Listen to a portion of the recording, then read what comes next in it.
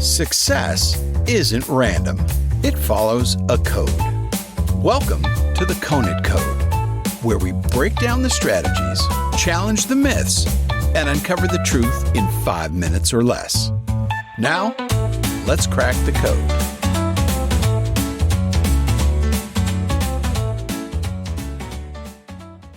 You're driving down the highway. The sun's out, the music's on, and traffic is flowing. Life is good. Then it happens. Brake lights. Suddenly you're crawling, inch by inch, stuck. You check your watch. 10 minutes go by, then 20. You assume there's an accident up ahead.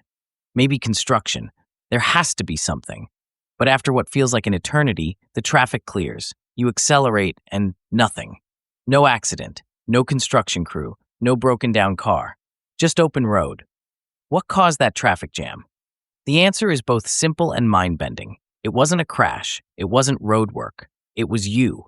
Or rather, a small chain reaction triggered by ordinary human behavior. Here's how it works.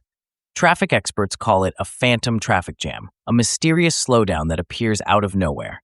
It happens when one driver brakes just a little too hard. The car behind them hits the brakes too, then the next one does the same, and so on. The brake signal ripples backward, growing stronger with each car. It's like throwing a rock into a pond. Except instead of water, the waves are cars, and instead of ripples, they're brake lights. Before long, that tiny overreaction creates a full-blown traffic jam, miles of frustration and confusion, all because of one small mistake. And here's the twist. The same principle applies to businesses and markets.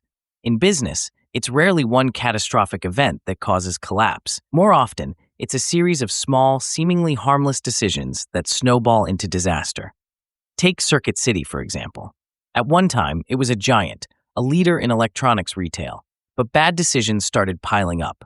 First, they cut their appliance business, a key differentiator that had made them successful for decades. Then, they made a disastrous move, slashing commissions for their best salespeople, which gutted morale and drove talent away. Layoffs followed, and then there was the missed opportunity to embrace online sales, topped off by a poorly negotiated deal with Amazon. One small mistake led to another until Circuit City found itself too far behind to catch up. In 2008, it filed for bankruptcy, leaving empty storefronts across the country. Or Kmart. Kmart once dominated discount retail, standing shoulder to shoulder with Walmart and Target.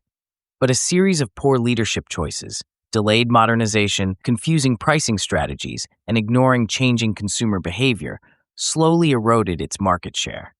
By the time they tried to pivot, Walmart had already solidified its low-cost dominance, and Target had positioned itself as the trendy alternative. Kmart was stuck in the middle and fading fast. And let's not forget Pan Am, once the most glamorous airline in the world. Its fall wasn't caused by a single blow. It was expansion without strategy. The airline bought routes it didn't need, invested heavily in luxury it couldn't sustain, and completely ignored the rising threat of low-cost carriers. One bad decision after another chipped away at the empire until Pan Am's golden age turned into dust.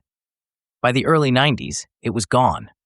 These weren't sudden crashes. They were slow-motion disasters caused by a long chain of bad decisions that rippled outward until they became impossible to stop. The lesson? Whether it's traffic or business, tiny choices create big consequences. One bad break, one missed opportunity, one wrong hire. On their own, they seem insignificant, but string them together and you've got gridlock, or worse, collapse. The key is learning to recognize these ripples before they become waves. And now, here's where I give you a totally shameless plug. There's a book I highly recommend on this very subject. It's called Demise, and it dives into the stories behind some of the biggest business failures: Kmart, Circuit City, Toys R Us, and more. It's not just about where things went wrong. It's a guide on how to avoid these same mistakes in your own business. Here's the fun part.